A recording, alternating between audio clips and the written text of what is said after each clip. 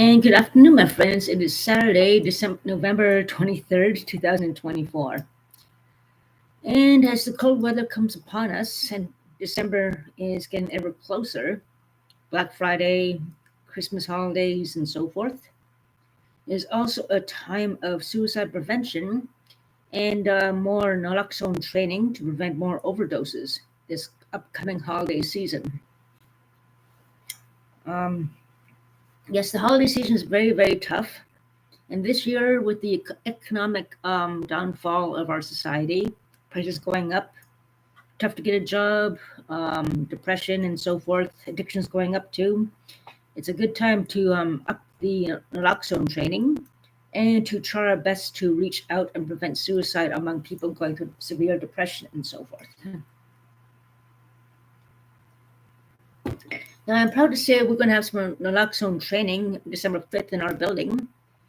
And I suggested this maybe about 2 months ago with the breakfast community group, and said we have to do some naloxone training before Christmas when times are getting tough, and make people aware how to recognize the signs of fentanyl poisoning and symptoms and so forth and everything. So they'll be covering a lot of things on December 5th. I'm going to attend there too, just to prevent overdoses again this holiday season, depression, and suicide prevention as well. Now, Christmas is a hard time for me as well. I lost a lot of family members and friends during the Christmas holidays. But I'm so glad to have support groups like the Breakfast Community from City of Ottawa. Meg Witch, thank you so much. It's very, very, very helpful in maintaining our spirits and help supporting the community. And that's a very good thing. I'm very proud of that.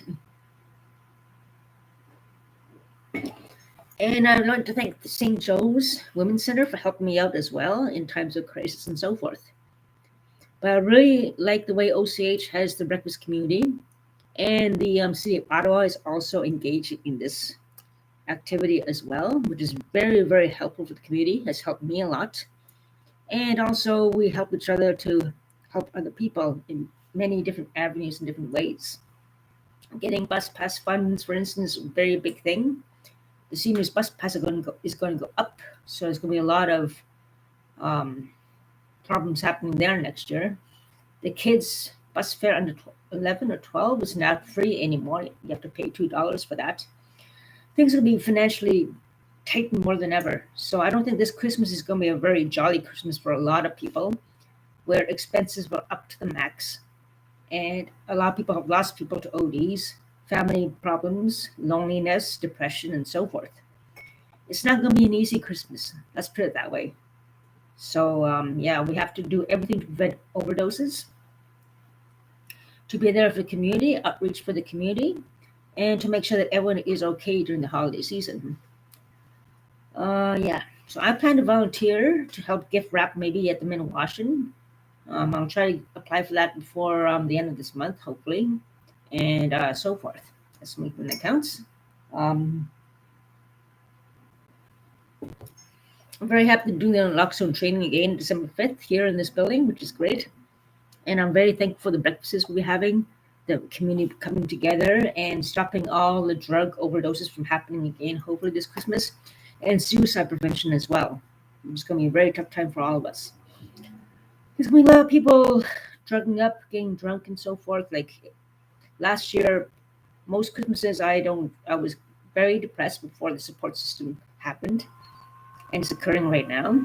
And I have to admit, I have been through a hard time. I went through drinking binges, especially during the holidays.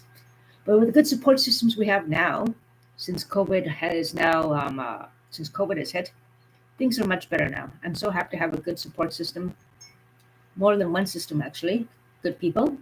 And despite the bad, there is good out there to help us maintain our sanity, keep us grounded, and also to help us grow positively in a positive manner, in a healing manner too as well. Yeah, I want to also focus on healthy versus unhealthy relationships. I have great experience in that, of course. I'm sure a lot of people have stories to share and everything.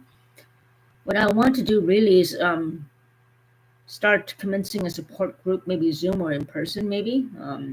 The flu season and COVID season, maybe a Zoom meeting might be better.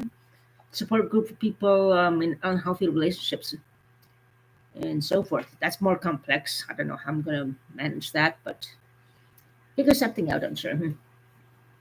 Creative projects really help me out a lot and can help you see how you feel, give you positive energy when you're feeling down, when you create own vision boards, how you want to improve your life or motivate you positively instead of being depressed or feeling negative or having someone negative put you down.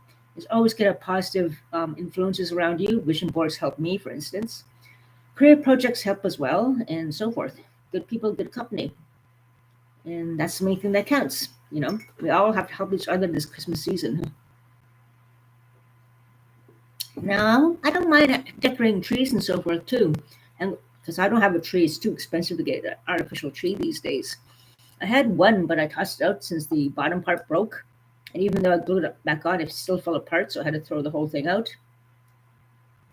It's too expensive to get artificial trees. Like the most affordable one was $100 about a week ago at Canadian Tire in the flyer. But most of them are like $300, $200 plus, well, almost $200 and beyond for artificial tree, which is crazy. So I just getting my lights up, battery operated lights. That's all I have, but that's okay. And with the tight budget a lot of us have, we have to make do with what the community can offer to help us and donate to us as well to make the Christmas dinner more cheery and more full of hope for those who are going through a hard time. I just got home. I'm just going to having a tea. I did see my ex-boyfriend there, unfortunately, who unfortunately has not changed much at all. He's still a major alcoholic, drinks all day into the night, and he's not really a great influence. He's retired now from working warehouse and everything, but he definitely has some kind of OCD, compulsive disorder when it comes to having well, let's put sex. He also has harassed some people who want him to leave him alone, or they call the police. He has harassed me, unfortunately, too. So he's on the borderline of getting in trouble if he keeps up what he's doing. Um, yeah, it's not really good. He's out of control. He's getting out of control, and I saw that.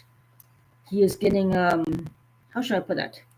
To the point of sexual harassment of other people, too, as well. So he's getting out of control. I told him that you gotta pull back the reins and get yourself back in order. You can't keep doing that because you're gonna get charged for sexual harassment one of these days. If you keep that up, someone warned him they're gonna call the police on him. And I had to warn him to one point as well. But if he keeps this up, he is going to get charged with sexual harassment, have a charge of that if he keeps up the way he is. That's the thing. I'm glad my neighbor is gone. The one who has all the troublemakers at her place and everything. And unfortunately, it was a mess. I was coming home early on, about just past 11 a.m. The door was open. She left in a big rush. It's a big mess. The pumpkin I left out, she apparently took it and it's in the closet. And it's a mess. It looks like a big catastrophe. A bomb went off in the place and they left it in a rush, a big rush. Like if I was going to move out, I would mop the floors and keep the place clean and everything and we move out, make sure it's well in advance, and then try to mop and keep the place clean. It looks like a pigsty in there.